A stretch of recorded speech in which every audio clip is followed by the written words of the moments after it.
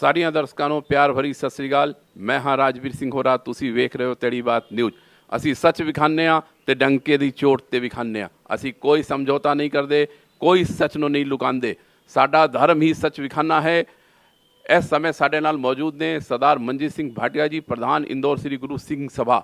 ਇਹਨਾਂ ਨਾਲ ਸਾਡੇ ਤਿੱਖੇ ਸਵਾਲ ਵੀ ਹੋ ਸਕਦੇ ਨੇ ਔਰ ਆਪ ਜੀ ਦੇ ਮਨ ਦੇ ਅੰਦਰ ਜੋ ਵੀ ਉਤਸੁਕਤਾ ਹੈ ਇੰਦੌਰ ਗੁਰੂ ਸਿੰਘ ਸਭਾ ਦੇ ਚੁਣਾव ਨੂੰ लेकर, ਉਸ ਨੂੰ लेकर भाटिया जी ਸਾਡੇ ਨਾਲ खुल कर चर्चा ਕਰਨਗੇ। भाटिया जी दसो, ये जो 11 फरवरी ਨੂੰ ਚੋਣ ਹੋਣ ਜਾ ਰਹੇ ਸਨ, ਉਹ ਚੁਣਾव ਕੋਰਟ ਦੇ ਆਦੇਸ਼ ਨਾਲ ਰੁਕ ਗਏ। ਹੁਣ ਅੱਗੇ ਕੀ ਕਾਰਵਾਈ ਹੈ ਔਰ ਚੁਣਾव ਕਿਵੇਂ ਹੋਣਾ ਹੈ? ਵਾਹਿਗੁਰੂ ਜੀ ਕਾ ਖਾਲਸਾ, ਵਾਹਿਗੁਰੂ ਜੀ ਕੀ ਫਤਿਹ। ਹਾਈ ਕੋਰਟ ਜੀ ਦੇ ਆਦੇਸ਼ ਅਨੁਸਾਰ ਫਰਮੈਂਟ ਸੁਸਾਇਟੀ ਨੂੰ ਅਧਿਕ੍ਰਿਤ ਕੀਤਾ ਉਹਨਾਂ ਨੇ ਕਿ ਜਿਹੜੀ ਮਤਦਾਤਾ ਸੂਚੀ ਹੈ ਉਹਦੇ 'ਚ ਕਰੈਕਸ਼ਨ ਕਰਕੇ ਔਰ ਉਹਦਾ ਪ੍ਰੋਪਰ ਪਬਲੀਕੇਸ਼ਨ ਕਰਨ ਦੇ ਬਾਅਦ ਹੀ ਮਤਦਾਤਾ ਸੂਚੀ ਫਾਈਨਲ ਕਰਨ ਦੇ ਬਾਅਦ ਚੋਣ ਪ੍ਰਕਿਰਿਆ ਸ਼ੁਰੂ ਹੋਏਗੀ। ਉਹਦੇ ਵਾਸਤੇ ਉਹਨਾਂ ਨੇ 90 ਦਿਨ ਦਾ ਫਰਮੈਂਟ ਸੁਸਾਇਟੀ ਨੇ ਸਮੇਂ ਦਿੱਤਾ ਹੈ, ਜਿਹਦੇ ਵਿੱਚ ਆਪਣਾ ਪੂਰੀ ਪ੍ਰਕਿਰਿਆ ਸੰਪੰਨ ਹੋ ਕਰਕੇ ਔਰ ਉਹ ਪਬਲਿਸ਼ ਕਰਨਗੇ ਔਰ ਉਹਦੇ ਬਾਅਦ ਇਹ ਚੁਣਾਵ ਸੰਪੰਨ ਹੋਣਗੇ।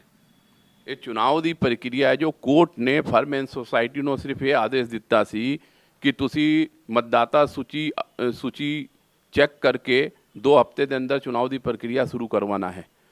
उन्होंने हाई कोर्ट ने चुनाव रोकन ਦੇ ਲਈ ਮਤਲਬ ਕੋਈ ਆਦੇਸ਼ ਨਹੀਂ ਦਿੱਤਾ ਹੈ। ਉਹਨਾਂ ਨੇ ਕਿਹਾ ਮਤਦਾਤਾ ਸੂਚੀ ਅਪਡੇਟ ਹੋਣੀ ਚਾਹੀਦੀ ਹੈ ਤੇ ਸਹਿਜਧਾਰੀਆਂ ਦਾ ਜੋ ਮੁੱਦਾ ਹੈ ਉਸ ਦੇ ਉੱਤੇ ਫਰਮੈਂਟ ਸੁਸਾਇਟੀ ਨੂੰ ਆਪਣਾ ਨਿਰਣੇ ਦੇਣਾ ਹੈ। ਪਰੰਤੂ ਜੋ ਆਦੇਸ਼ ਆਇਆ ਹੈ ਉਸ ਨੂੰ ਪੜ੍ਹਨ ਦੇ ਬਾਅਦ ਇਹ ਮਹਿਸੂਸ ਹੋ ਰਿਹਾ ਹੈ ਕਿ ਫਰਮੈਂਟ ਸੁਸਾਇਟੀ ਨੇ ਹੁਣੇ ਵੀ ਸਹਿਜਧਾਰੀਆਂ ਦੇ ਮੁੱਦੇ ਤੇ ਕੋਈ ਨਿਰਣੇ ਨਹੀਂ ਦਿੱਤਾ ਹੈ कि वो वोटर बन सकते हैं या वोटर नहीं बन सकते हैं। कल फिर चुनाव की प्रक्रिया चालू होवे और कोई सहजदारी फिर हाई कोर्ट पहुँच जाएगा कि मेरे इस मसले के उत्ते फरमैंट सोसाइटी ने कोई निर्णय नहीं दिता है कि सानू पात्रता है या नहीं है। उत्ते की होया कि जिस बंदे ने याचिका लाई सी उसने कहा कि हुण असी प्रधान साहब के समझाने नाल सानू ये पता चल गया कि अकाल तख्त साहब जी के आदेश नाल सानू पात्रता नहीं है, सानू हुण कोई दिक्कत नहीं है। मान लो कल इस प्रकार का मुद्दा फिर हाई कोर्ट 'चों खड़ा हो सकता है या नहीं हो सकता? देखो इस तरह हैगा कि ਜਿਹੜੇ ਸਾਡੇ ਬਾਇਲਾਜ਼ ਨੇ ਉਹਦੇ ਸਾਫ਼ ਲਿਖਿਆ ਹੈ ਕਿ ਕੇਸਾਧਾਰੀ ਸਿੱਖ ਹੀ ਸ਼੍ਰੀ ਗੁਰੂ ਸਿੰਘ ਸਭਾ ਦਾ ਮੈਂਬਰ ਹੋ ਸਕਦਾ ਹੈ ਔਰ ਉਹਦੇ ਬਾਅਦ ਉਹਨਾਂ ਨੇ ਦੂਸਰੇ ਕਲੌਜ਼ਸ ਲਿਖਿਆ ਹੈ ਕਿ ਸਹਿਜਧਾਰੀ ਕਮੇਟੀ 'ਚ ਆ ਸਕਦਾ ਹੈ ਲੇਕਿਨ ਜਿਹੜਾ ਕੁੱਠਾ ਤੰਬਾਕੂ ਨਾ ਖਾਂਦਾ ਹੋਏ। ਜਦ ਅਸੀਂ ਪਹਿਲੇ ਹੀ ਕਲੌਜ਼ਸ ਕਲੀਅਰ ਕਰ ਦਿੱਤਾ ਹੈ ਕਿ ਸਿੱਖ ਹੀ ਮੈਂਬਰ ਹੋ ਸਕਦਾ ਹੈ ਤੇ ਅਸੀਂ ਉਹੀ ਚੀਜ਼ ਦਾ ਪੂਰਾ ਵੇਰਵਾ ਫਰਮੈਂਟ ਸੁਸਾਇਟੀ ਨੂੰ ਲਿਖ ਕੇ ਦਿੱਤਾ ਜਿਹੜਾ 1945 ਨੂੰ ਸਾਡਾ ਰਜਿਸਟਰਡ ਹੋਇਆ ਸੀਗਾ ਤੇ ਉਹਨਾਂ ਨੇ ਉਸ ਚੀਜ਼ ਨੂੰ ਮੰਨ ਲਿਆ ਔਰ ਉਹਦੇ ਬਾਅਦ ਜਿਹੜੇ ਸਹਿਜਧਾਰੀ ਸੀ ਅਸੀਂ ਉਹਨਾਂ ਨੂੰ ਵੋਟਰ ਹੀ ਨਹੀਂ ਬਣਾਇਆ। ਜਦ ਪਹਿਲੇ ਹੀ ਕਲੌਜ਼ ਵਿੱਚ ਆ ਗਿਆ ਹੈ ਕਿ ਤੁਸੀਂ ਵੋਟਰ ਬਣਾ ਹੀ ਨਹੀਂ ਸਕਦੇ ਤੇ ਫਿਰ ਉਹ ਵਾਲਾ ਮੁੱਦਾ ਪਹਿਲੇ ਕਲੌਜ਼ ਵਿੱਚ ਹੀ ਖਤਮ ਹੋ ਜਾਂਦਾ ਹੈ। ਕਿਉਂਕਿ ਸਾਡੀ ਖਾਮੀ ਇਹ ਰਹੀ ਕਿ ਸਾਡੀ ਵੋਟਰ ਲਿਸਟ ਹੀ ਨਹੀਂ ਫਾਈਨਲ ਹੋਈ, ਅਸੀਂ ਪਬਲਿਸ਼ ਨਹੀਂ ਕੀਤੀ। ਉਹ ਜਿਹੜੀ ਖਾਮੀ ਚੱਲਦੀ ਰਹੀ ਉਹ ਐਂਡ ਤੱਕ ਤੁਸੀਂ ਦੇਖਿਆ ਕਿ ਵਾਕਈ ਇਹ ਖਾਮੀ ਮੌਜੂਦ ਰਹੀ। लेकिन वही खामी के चक्कर वो लोग हाई कोर्ट गए। हाई कोर्ट ने 2 सप्ताह के अंदर फॉर्मेट सोसाइटी निर्देशित किया और उन्होंने फिर सानू एक चिट्ठी लिख दी कि भी ए तुसी असी उन्होंने लिस्ट दी। वो लिस्ट को सबमिट करने के बाद उन्होंने असी उस सारे सहजधारी वोटरां हटा दिता तो असी उन्होंने दे दी है। तो उन्होंने बोलिया कि असी 90 दिन के अंदर इनू पब्लिश करके और यह प्रक्रिया शुरू करांगे। यह फॉर्मेट सोसाइटी ने अपना आदेश दिता है। ਹੁਣ ਉਹਨਾਂ ਦੀ ਜਿਹੜੀ ਸਰਕਾਰੀ ਪ੍ਰਕਿਰਿਆ ਹੈ ਉਹ ਅਡਾਪਟ ਕਰਨਗੇ। नहीं, मेरा यह सवाल है कि जो नामांकन की प्रक्रिया तो पूरी हो चुकी है और कोर्ट ने नामांकन रोकन का कोई आदेश नहीं दिता सी। नामांकन की प्रक्रिया कंप्लीट हो चुकी है और हुण जो आदेश है वो अनुसार ये लग रहा है कि नामांकन की प्रक्रिया रजिस्ट्रार ने रद्द कर दिता है। नामांकन भी नवे सिरों नाल होएगा। ये क्यों है? मतलब ये समझ नहीं आया कि जब नामांकन की प्रक्रिया पूरी हो गई, जिन्होंने चुनाव लड़ना सी उन्होंने अपना फार्म दे दिता है, मतदाता सूची फाइनल करने के बाद चुनाव करवाए जाने चाहिए ने। हुण ये नवे सिरे नाल फिर प्रक्रिया पूरी होवेगी, इस तो लेके की कहना?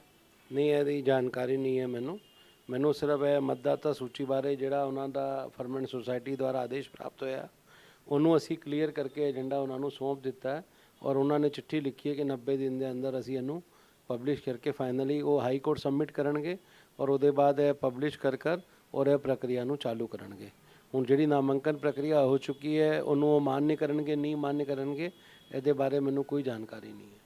ਨਹੀਂ ਤੁਸੀਂ ਵੀ ਇੱਥੇ ਜੋ ਅਕਾਲ ਤਖਤ ਸਾਹਿਬ ਦੇ 5 ਨੁਮਾਇੰਦੇ ਆਏ ਸਨ ਔਰ ਉਹਨਾਂ ਦੇ ਸਾਹਮਣੇ ਵੀ ਇਹ ਗੱਲ ਹੋਈ ਸੀ। ਆਪ ਜੀ ਨੇ ਸ਼ਾਇਦ ਉਹਨਾਂ ਦੇ ਕਹੇ ਅਨੁਸਾਰ ਉਹਨਾਂ ਨੇ ਆਪ ਜੀ ਨੂੰ ਕਿਹਾ ਸੀ ਕਿ ਤੁਸੀਂ ਅੰਡਰਟੇਕਿੰਗ ਦਿਓ ਕਿ ਅਸੀਂ 25 ਤਾਰੀਖ ਤੱਕ ਚੁਣਾਵ ਕਰਵਾ ਲਵਾਂਗੇ। ਉਹਦੇ ਕੁਝ ਹੀ ਮਿੰਟਾਂ ਬਾਅਦ ਹਾਈ ਕੋਰਟ ਦਾ ਆਦੇਸ਼ ਆ ਗਿਆ ਸੀ। ਉਸ ਪੱਤਰ 'ਚੋਂ ਵੀ ਉਹਨਾਂ ਦੇ ਦੁਆਰਾ ਵੀ ਇਹੀ ਕਿਹਾ ਸੀ ਕਿ ਨਾਮਾਂਕਨ ਪ੍ਰਕਿਰਿਆ ਤਾਂ ਪੂਰੀ ਹੋ ਗਈ ਹੈ, ਹੁਣ ਨਾਮਾਂਕਨ ਪ੍ਰਕਿਰਿਆ ਵਾਪਸ ਨਾਲ ਕਰਨ ਦੀ ਕੋਈ ਲੋੜ ਨਹੀਂ ਹੈ, ਅੱਗੇ ਦੀ ਪ੍ਰੋਸੈਸ ਅਪਣਾਉਣਾ ਹੈ। ਇਸ ਨੂੰ ਲੈ ਕੇ ਕੀ ਕਹਿਣਾ ਤੁਹਾਡਾ? ਦੇਖੋ ਹੁਣ ਅਕਾਲ ਤਖਤ ਸਾਹਿਬ ਵਾਲਿਆਂ ਨੇ ਜਿਨ੍ਹਾਂ ਨੂੰ ਚੁਣਾਵ ਦੀ ਡਿਊਟੀ ਲਗਾਈ ਸੀਗੀ, ਉਹੀ ਉਹਨਾਂ ਦਾ ਹੀ ਫਰਜ਼ ਬਣਦਾ ਸੀ ਕਿ ਜਿਹੜੀ ਹੈ ਲਿਸਟ ਹੈ, ਜਿਹੜੀ ਮਤਦਾਤਾ ਲਿਸਟ ਨੂੰ ਫਾਈਨਲ ਕਰਕੇ ਔਰ ਪਬਲਿਸ਼ ਕਰਨਾ। ਉਹਨਾਂ ਨੇ ਉਹੀ ਕੰਮ ਨਹੀਂ ਕੀਤਾ।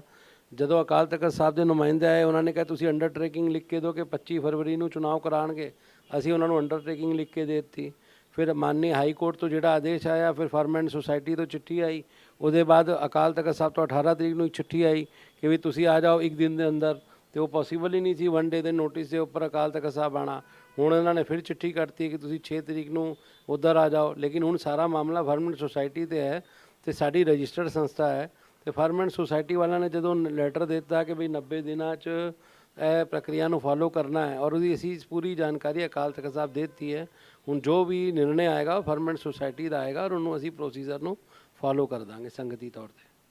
अच्छा, ये जो मतदाता सूची हुने बनाई गई है, मतदाता मतलब जो इंदौर ਦੇ ਵੋਟਰ ਨੇ ਉਹਨਾਂ ਦੇ ਮਨ 'ਚੋਂ ਬੜਾ ਉਤਸੁਕਤਾ ਹੈ। ਹੁਣੇ ਵੀ ਕੋਈ ਲੇਡੀਜ਼ ਆਈ ਸੀ, ਉਹ ਇਹੀ ਸਾਡੇ ਕੋਲ ਪੁੱਛ ਰਹੀ ਸੀ ਕਿ ਭਾਈ ਇਹ ਜੋ ਮਤਦਾਤਾ ਅਸੀਂ ਬਣੇ ਹਾਂ, ਸਾਨੂੰ ਕੋਈ ਵੋਟਰ ਕਾਰਡ ਮਿਲੇਗਾ ਜਾਂ ਨਹੀਂ ਮਿਲੇਗਾ, ਕਦ ਤੱਕ ਮਿਲੇਗਾ? ਇਸ ਨੂੰ ਲੈ ਕੇ ਕੀ ਕਹਿਣਾ ਤੁਹਾਡਾ ਕਿ ਅਸੀਂ ਜੋ ਇੰਦੌਰ ਦੇ ਮਤਦਾਤਾ हैं 11,700 800 ਜੋ ਵੀ ਹਨ, ਇਹਨਾਂ ਨੂੰ ਕਿ ਪਹਿਲੇ ਦੇ ਭਾਂਤੀ ਜੋ ਪਹਿਲੇ ਦਿੱਤਾ ਗਿਆ ਸੀ ਹਰ ਚੁਣਾਵ 'ਚ ਵੋਟਰ ਕਾਰਡ ਦਿੱਤਾ ਜਾ ਰਿਹਾ ਸੀ, ਇਸ ਵਾਰ ਉਹਨਾਂ ਨੂੰ ਵੋਟਰ ਕਾਰਡ ਦੇਣਾ ਹੈ ਜਾਂ ਨਹੀਂ ਦੇਣਾ ਹੈ? ਇਹਦੇ ਬਾਰੇ ਅਸੀਂ ਆਪਣੀ ਬੋਰਡ ਮੀਟਿੰਗ ਬੁਲਾਵਾਂਗੇ, ਔਰ ਮੀਟਿੰਗ ਵਿੱਚ ਇਸ ਚੀਜ਼ ਨੂੰ ਫਾਈਨਲ ਕਰਨ ਦੇ ਬਾਅਦ ਆਪ ਨੂੰ ਜਾਣੂ ਕਰਾਵਾਂਗੇ। ਯਾਰ ਵੋਟਰ ਕਾਰਡ ਬਣਨਾ ਚਾਹੀਦਾ ਹੈ, ਔਰ ਜਿਸ ਹਿਸਾਬ ਨਾਲ ਆਪ ਜੀ ਪੂਰਾ ਸਰਵੇ ਕਰ ਰਹੇ ਹੋ ਸਿੱਖ ਆਬਾਦੀ ਦਾ, ਬੱਚਿਆਂ ਦਾ ਸਰਵੇਖਣ ਦਾ, ਇਹ ਬਹੁਤ ਜ਼ਰੂਰੀ ਹੈ। ਔਰ ਅਗਰ ਵੋਟਰ ਕਾਰਡ ਵੀ ਬਣ ਜਾਂਦਾ ਹੈ ਤਾਂ ਉਹਦੇ 'ਚ ਕੋਈ ਬੁਰਾਈ ਨਹੀਂ ਹੈ, ਕਾਰਡ ਬਣਨਾ ਚਾਹੀਦਾ। ਔਰ ਕੋਸ਼ਿਸ਼ ਕਰਾਂਗੇ ਆਪਣੀ ਇੱਕ ਮੀਟਿੰਗ ਬੁਲਾ ਕੇ ਜੋ ਕਹਿਣਗੇ ਹਾਂਜੀ ਕਰੋ, ਤੇ ਅਸੀਂ ਉਸ ਚੀਜ਼ ਨੂੰ ਫੋਲੋ ਕਰਾਂਗੇ। ਵੋਟਰ ਕਾਰਡ ਨੂੰ ਲੈ ਕੇ ਸਰਦਾਰ ਜਸਵੀਰ ਸਿੰਘ ਨਾਰੰਗ ਇਹਨਾਂ ਨੇ ਵੀ ਪਿਛਲੀ ਵਾਰ ਮੁੱਖ ਚੁਣਾਵ ਅਧਿਕਾਰੀ ਦੇ ਸਾਹਮਣੇ ਆਪਣੀ ਆਪੱਤੀ ਦਰਜ ਕਰਾਈ ਸੀ ਕਿ ਭਾਈ ਸਾਨੂੰ ਵੋਟਰ ਕਾਰਡ ਮਿਲਣਾ ਚਾਹੀਦਾ ਹੈ। ਉਸ ਸਮੇਂ ਮੁੱਖ ਚੋਣ ਅਧਿਕਾਰੀ ਜੋ ਸਨ ਰਜਿੰਦਰ ਸਿੰਘ ਜੀ, ਉਹਨਾਂ ਨੇ ਆਸ਼ਵਾਸਨ ਦਿੱਤਾ ਸੀ ਉਹਨਾਂ ਨੂੰ ਕਿ ਹਾਂ ਵੋਟਰ ਕਾਰਡ ਅਸੀਂ ਜ਼ਰੂਰ ਬਣਾ ਕੇ ਦੇਵਾਂਗੇ। ਇਹ ਆਪ ਜੀ ਨੂੰ ਨਾਲੇਜ ਵਿੱਚ ਹੈ? ਦੇਖੋ ਇਸ ਤਰ੍ਹਾਂ ਹੈ ਕਿ ਸ਼੍ਰੀ ਗੁਰੂ ਸਿੰਘ ਸਭਾ ਇੰਦੌਰ ਦਾ ਦਾਇਿਤਵ ਬਣਦਾ ਹੈ ਕਿ ਇਸ ਚੀਜ਼ਾਂ ਦੇ ਨਿਰਣੇ ਲਵੇ, ਕਿਉਂਕਿ ਅਸੀਂ ਇਹ ਜਿਹੜੇ ਜਿੰਨੇ ਵੀ ਕਮੇਟੀ ਬਣਾਈ ਸੀ ਉਹ ਚੁਣਾਵ ਕਰਾਉਣ ਵਿੱਚ ਅਸਮਰਥ ਰਹੀ। ਜੋ ਮੇਰਾ ਪਰਸਨਲ ਵਿਅਕਤੀਗਤ ਹੈ, ਅਸਮਰਥ ਰਹੀ। ਅਗਰ ਇਹ ਲੋਕ ਫਾਈਨਲ ਕਰ ਦਿੰਦੇ, ਚੋਣ ਸੂਚੀ ਫਾਈਨਲ ਕਰ ਦਿੰਦੇ, ਔਰ ਜਿਹੜੇ ਫਾਰਮ ਰਿਜੈਕਟ ਕਰਨੇ ਸੀ ਉਹ ਰਿਜੈਕਸ਼ਨ ਕਰ ਦਿੰਦੇ, ਤੇ ਚੋਣ ਪ੍ਰਕਿਰਿਆ ਸੰਪੰਨ ਹੋ ਜਾਂਦੀ। ਔਰ ਸਮਾਜਿਕ ਤੌਰ 'ਤੇ ਵੀ ਜਿਹੜਾ ਅੱਜ 11 ਸਾਲ ਹੋ ਗਏ ਨੇ, ਉਸ ਚੀਜ਼ ਤੋਂ ਵੀ ਇੱਕ ਗੱਲ ਸਾਹਮਣੇ ਆ ਜਾਂਦੀ ਕਿ ਵੀ ਸੰਗਤ ਦਾ ਕੀ ਆਦੇਸ਼ ਹੈ, ਸੰਗਤ ਕਿਹਨੂੰ ਸੇਵਾ ਦੇਣੀ ਚਾਹ ਰਹੀ ਹੈ, ਉਹ ਸਭ ਚੀਜ਼ ਕਲੀਅਰ ਹੋ ਜਾਂਦੀ। ਲੇਕਿਨ ਇਹਨਾਂ ਨੇ ਲਗਾਤਾਰ ਜਿੰਨੀ ਵੀ ਮੀਟਿੰਗ ਕੀਤੀ, ਸ਼੍ਰੀ ਗੁਰੂ ਸਿੰਘ ਸਭਾ ਦੀ ਕੋਈ ਮੀਟਿੰਗ ਨਹੀਂ ਹੋਈ, ਸਾਰੀ ਗੁਰੂ ਨਾਨਕ ਨਿਵਾਸ ਮੀਟਿੰਗ ਹੋਈ, ਇਹਨਾਂ ਨੇ ਫਾਈਨਲ ਹੀ ਨਹੀਂ ਕੀਤੀ, ਲਿਸਟ ਫਾਈਨਲ ਨਹੀਂ ਕੀਤੀ। ਜਿਹੜੀ ਲਿਸਟ ਫਾਈਨਲ ਨਹੀਂ ਹੋਈ ਉਹਦੇ ਕਰਕੇ ਮਾਮਲਾ ਸਾਰਾ ਹਾਈ ਕੋਰਟ ਚਲਾ ਗਿਆ, ਹਾਈ ਕੋਰਟ ਤੋਂ ਫਾਰਮ ਐਂਡ ਸੁਸਾਇਟੀ ਨੂੰ ਚਲਾ ਗਿਆ। ਔਰ ਇਹ ਸਾਰੀ ਚੀਜ਼ਾਂ ਵਿੱਚ ਇੱਕ ਰਣਨੀਤੀ ਤਹਿਤ ਕੰਮ ਹੋ ਕਰਕੇ ਸਾਹਮਣੇ ਆਇਆ ਕਿ ਵੀ ਸ਼੍ਰੀ ਗੁਰੂ ਸਿੰਘ ਸਭਾ ਦੀਆਂ ਚੋਣਾਂ 11 ਸਾਲ ਤੋਂ ਨਹੀਂ ਹੋਈਆਂ ਔਰ ਫਿਰ ਅੱਗੇ ਚਲੀਆਂ ਗਈਆਂ। ਤੇ ਸਮਾਜਿਕ ਤੌਰ 'ਤੇ ਜਿਹੜਾ ਸਿੱਖ ਸੰਗਤ ਚਾਹੁੰਦੀ ਹੈ, ਉਹ ਚਾਹੁੰਦੀ ਹੈ ਇੱਕ ਅੱਛੀ ਕਮੇਟੀ ਦਾ ਗਠਨ, ਔਰ ਉਹ ਹੋਣਾ ਵੀ ਚਾਹੀਦਾ। ਲੇਕਿਨ ਇਹ ਚੀਜ਼ ਨੇ ਟਾਈਮ ਟੇਕਿੰਗ ਹੋ ਗਿਆ ਹੁਣ, ਕਿਉਂਕਿ ਇੱਧਰੋਂ ਅਕਾਲ ਤਖਤ ਸਾਹਿਬ ਇਨਵੋਲਵ ਹੈ, ਉੱਧਰੋਂ ਫਾਰਮ ਐਂਡ ਸੁਸਾਇਟੀ ਇਨਵੋਲਵ ਹੋ ਗਈ ਹੈ, ਤੇ ਹੁਣ ਬੜਾ ਮਾਮਲਾ ਥੋੜ੍ਹਾ ਜਿਹਾ ਪੇਚੀਦਾ ਹੈ।